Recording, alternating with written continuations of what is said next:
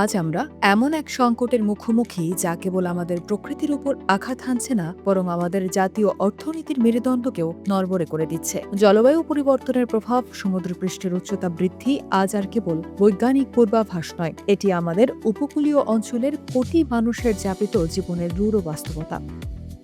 বাংলাদেশের মানচিত্রের দিকে তাকালে আমরা দেখি বিশাল এক তটরেখা, যা আমাদের সমৃদ্ধির উৎস হতে পারত, কিন্তু বর্তমান প্রেক্ষাপটে তা এক বিশাল আর্থিক ঝুঁকির মুখে দাঁড়িয়ে আছে। সমুদ্রের জলস্তর বাড়ার ফলে লবণাক্ত পানি কৃষি জমিতে ঢুকে পড়ছে, যার ফলে উপকূলীয় অঞ্চলের ধান চাষ এবং স্বাদু পানির মৎস্য চাষ মারাত্মকভাবে ব্যাহত হচ্ছে। এই কৃষি বিপর্যয় কেবল সেই অঞ্চলের মানুষের খাদ্য নিরাপত্তাকে বিঘ্নিত করছে না, বরং জাতীয় জিডিপিতে কৃষির যে অবদান রয়েছে তাকেও নিম্নমুখী করছে। উপকূলীয় অর্থনীতির একটি বড় অংশ জুড়ে রয়েছে চিংড়ি চাষ এবং লবণ উৎপাদন।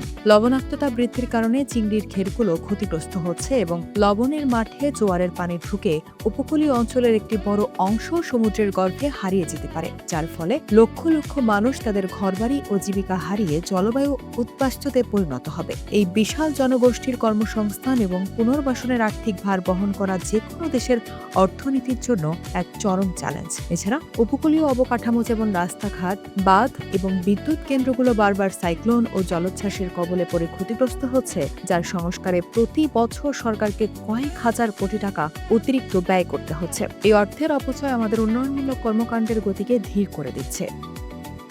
বর্তমান রাজনৈতিক প্রেক্ষাপটে প্রধানমন্ত্রী তারেক রহমান এবং তার মন্ত্রী পরিষদ এই সংকটকে জাতীয় নিরাপত্তার সমর্থক হিসেবে বিবেচনা করছেন। সরকারের উচ্চ পর্যায় থেকে স্পষ্ট জানানো হয়েছে যে জলবায়ু পরিবর্তন মোকাবিলা কেবল পরিবেশগত ইস্যু নয়, এটি একটি অর্থনৈতিক যুদ্ধ। প্রধানমন্ত্রী তারেক রহমানের বিশেষ নির্দেশনায় সরকার এখন ব্লু ইকোনমি বা নীল অর্থনীতির উপর নতুন করে গুরুত্ব দিচ্ছে, যাতে সমুদ্রের সম্পদকে টেকসইভাবে ব্যবহার করে উপকূলীয় অর্থনীতির ক্ষতি পুষিয়ে নেওয়া যায়। মন্ত্রী পরিষদের সাম্প্রতিক বৈঠকে উপকূলীয় জেলাগুলোর জন্য বিশেষ অর্থনৈতিক প্যাকেজ ঘোষণা করা হয়েছে, যার লক্ষ্য হল ক্ষতিগ্রস্ত কৃষকদের বিকল্প কর্মসংস্থানের সুযোগ করে দেওয়া এবং লবণাক্ততা সহিষ্ণু শস্যের জাত উদ্ভাবনে গবেষণার পরিধি বাড়ানো। সরকার বিশ্বাস করে যে কেবল ত্রাণ দিয়ে এই সংকট মোকাবিলা সম্ভব নয়, বরং উপকূলীয় জনপদকে অর্থনৈতিকভাবে স্বাবলম্বী করার জন্য দীর্ঘমেয়াদী বিনিয়োগ প্রয়োজন।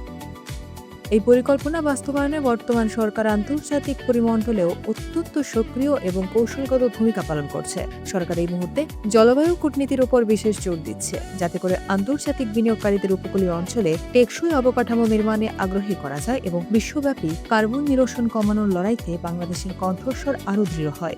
পরিশেষে এটা বলাই বাহুল্য যে সমুদ্র পৃষ্ঠের উচ্চতা বৃদ্ধি বাংলাদেশের জন্য এক অস্তিত্বের লড়াই। তবে প্রধানমন্ত্রী তারেক রহমানের নেতৃত্বাধীন বর্তমান প্রশাসনের সময়োপযোগী পদক্ষেপ, বিশেষ করে অর্থনীতির উপর জলবায়ুর প্রভাবকে গুরুত্ব দিয়ে নতুন নীতি প্রণয়ন আমাদের আশার আলো দেখাচ্ছে। উপকূলীয় অঞ্চলের মানুষের সহনশীলতা এবং সরকারের সুপরিকল্পিত বিনিয়োগ যদি সমন্বিতভাবে কাজ করে, তবে এই বিশাল আর্থিক ঝুঁকিকে আমরা টেকসই উন্নয়নের সুযোগে রূপান্তর করতে সক্ষম হব।